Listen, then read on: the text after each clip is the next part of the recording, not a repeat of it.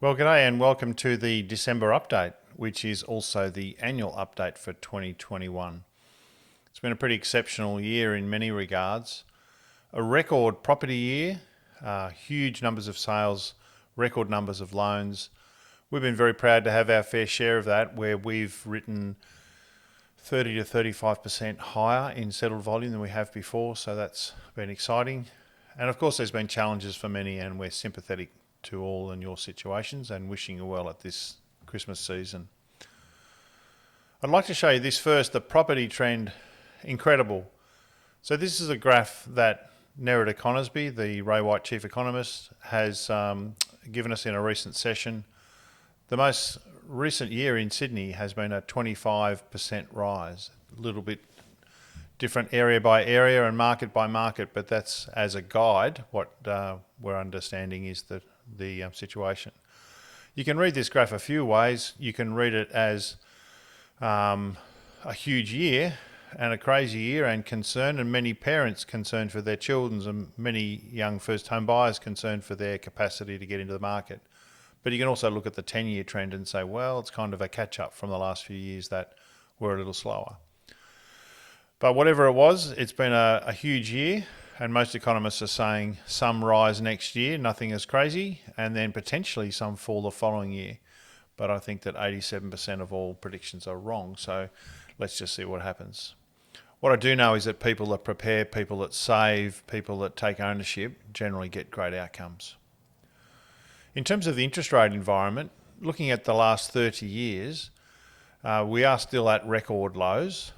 There have been some big changes recently in future forecasting and trends.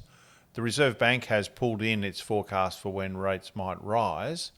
They're now saying 2023 without any further detail of when, so that could be just over 12 months ago.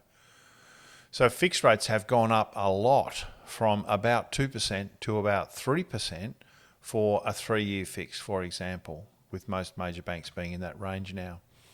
There's still bits and pieces of opportunity in fixed rates, but the variable rates have gone down. That's pretty amazing. So range 2.7 is what I would have been quoting through most of the year. There's now a couple of well-known lenders in the sort of 2% range for variable, and all major banks have a 2.29% variable loan, which is substantially better than most people have. Something like 2.8 to 3.2 is the average punter. So there's certainly huge value in the refinance market, where banks are also offering discounts and rebates and all sorts of things. Lending regulation has certainly been on the horizon. So APRA increased the assessment rate cap. So banks are required to assess you like you had a 5.5% interest rate on your home loan, not 5%. It's all the fives, because that means a reduction in capacity by about 5%. So if someone could have borrowed 800,000, they can now borrow 760,000, roughly. The other thing on the APRA's radar is the debt to income ratio. So it currently is varied between banks, and some do restrict to debt to income ratio of 6. So if someone has a household income of 100,000, they can borrow a maximum of 600. With many lenders, you can still borrow up to much higher numbers at varying percentages. So that's one on APRA's radar. I understand that over 20% of home loans have a debt to income ratio currently over 6 new loans. So if they were to change that, which is heavily mooted, then that would be a pretty substantial reduction to lending capacity. The other thing that might just slow the market up a bit is as more properties come to market. A lot of people were watching the rise, waiting to list. There's talk of strongly increasing stock levels, so whether that will be a factor. There's been a new issue of first home deposit scheme. So there's 4,600 places in the first home loan deposit scheme which are about to become available as at mid-December. That's awesome, because it's normally 1 July. There's 10,000 issued each year. There is in the range of 100,000 first home buyers per year. So it's only 10,000 per year generally that are using this scheme. It's essentially a 5% deposit scheme. So if you have 5% and purchase costs, and that's your own savings, then potentially you can buy up to 800,000 in Sydney Metro, obviously if your income and everything else works.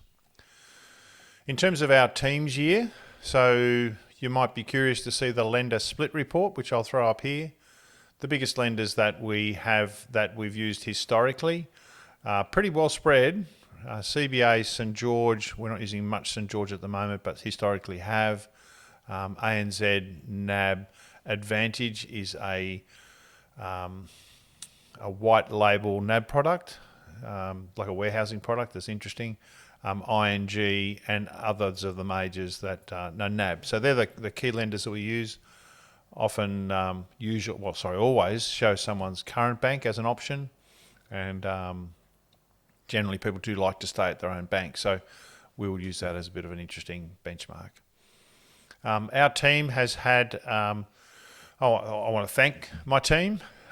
Julie and Shane have both been doing homeschooling and juggling kids and work requirements this year, and it has been a challenging year for them and for many people. So I want to thank my team, and also wish everyone all the best at Christmas season, for hoping you get a bit of a break, and that your next year is a fantastic one, and that hopefully you can make it so. So all the best for the Christmas season. Thanks again, and appreciate your support, and looking forward to catching you all in the new year. Cheers.